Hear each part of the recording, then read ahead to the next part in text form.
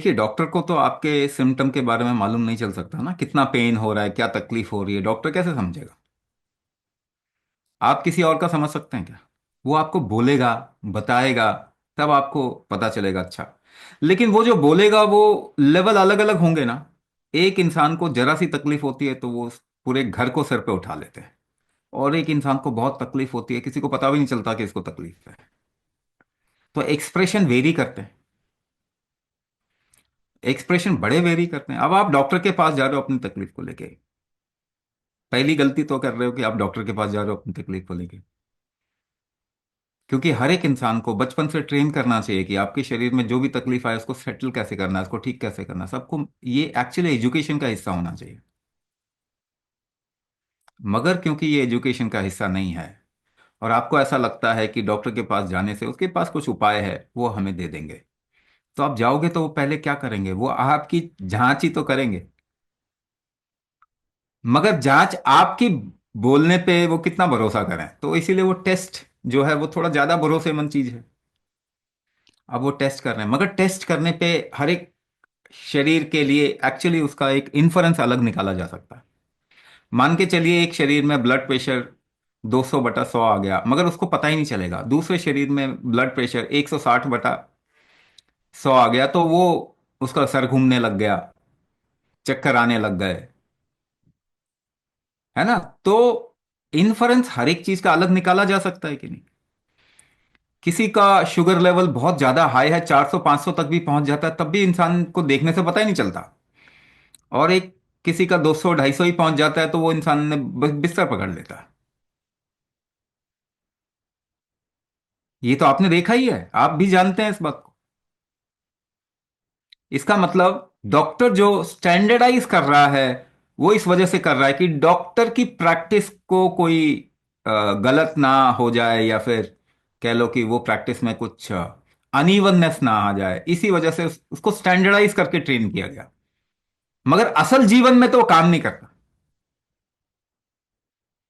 तो स्टैंडर्डाइजेशन के वजह से अगर आपको बोला जा रहा है कि अरे, आपका ब्लड प्रेशर तो 150/85 है, जबकि ये 120/80 होना चाहिए, तो वो उसको डिजीज मान रहे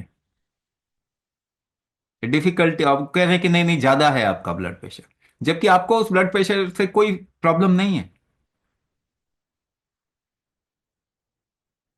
तो जो लोग बहुत एम्बिशियस होते हैं, जिनको जीवन में बहुत काम करने की इच्छा भी है, करते भी हैं, उनका ब्लड प्रेशर थोड़ा हाई होना चाहिए, नहीं तो काम ही नहीं कर पाएगा बंदा।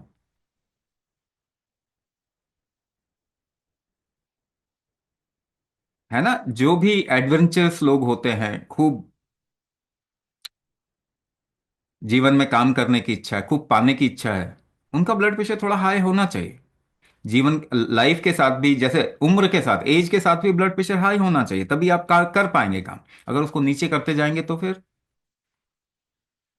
एक पानी का गिलास नहीं उठा पाएंगे। लो ब्लड प्रेशर के लोगों से पूछ लीजिए, उनको अपने हाथ की पकड़ ही खत्म हो जाती है, कुछ भी नहीं कर पाते, जोर ही नहीं लगा पाते शरीर से। अब जीवन अलग तरीके से काम करता है, मगर उसको अलग तरीके से समझने की कोशिश भी की जा सकती है। एक तरीका सोचने का है जो एलोपैथिक टर्म्स में, वेस्टर्न सोच, कि हर चीज को स्टैंडर्डाइज कर दो, ये अपने आप में ही ठीक नहीं है।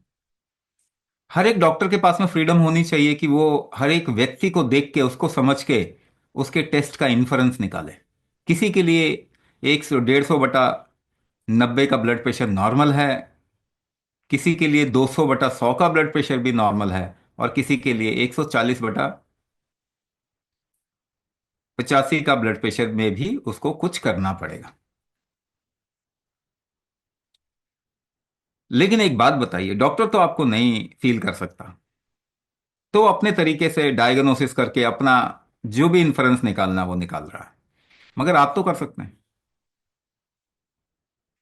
तो अगर आपको तकलीफ नहीं हो रही तो आपको बीमारी है क्या? आप मुझे बताइए। आपका शुगर लेवल कुछ भी हो और आपको कोई तकलीफ नहीं है, तो क्या आपको डिजीज, डायबिटीज है? आपको डायबिटीज नहीं है, तो फिर वो दवाई क्यों खाना है? डॉक्टर कहते हैं नुकसान हो जाएगा, दवाई क्यों खाना खाना है? जब आपको तकलीफ नहीं है तो नुकसान क्यों होगा? क्योंकि सबसे रिलायबल डायग्नोस्टिक इक्विपमेंट आपकी बॉडी है। ना इतना एडवांस डायग्नोस्टिक इक्विपमेंट बना है, ना बन सकता है, पॉसिबल ही नहीं है। तो आपको दवाई क्यों खानी, डरना क्यों है, ये बताइए। जब आपका शरीर बोल रहा है कि मुझे कोई प्रॉब्लम नहीं है, तो आपको डरना क्यों है?